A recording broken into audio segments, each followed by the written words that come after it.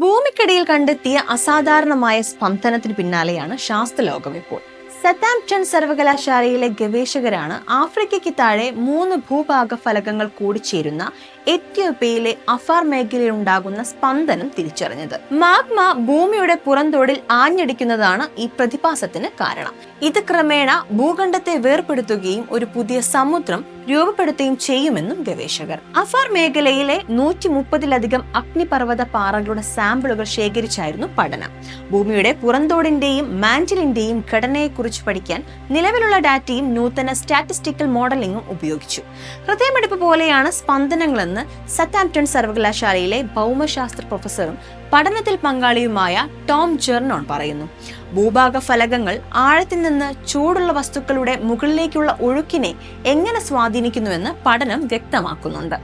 ഭൂഖണ്ഡം പിളരുമ്പോൾ ഒരു പുതിയ സമുദ്രതടം രൂപപ്പെടും. ദശലക്ഷക്കണക്കിന് വർഷങ്ങൾ കൊണ്ട് സമുദ്രത്തിന്റെ അടിത്തട്ട് വികസിക്കുന്നത് തുടർന്നു പോകും. ഇത്തരം പ്രവാഹങ്ങളുടെ പരിണാമം മുകളിലുള്ള ഫലകങ്ങളുടെ ചലനവുമായി അടുത്ത് ബന്ധപ്പെട്ടിരിക്കുന്നുവെന്ന് കണ്ടെത്തിയതായി സതാംപ്ടൺ സർവകലാശാലയിലെ ഗവേഷകർ വ്യക്തമാക്കുന്നു.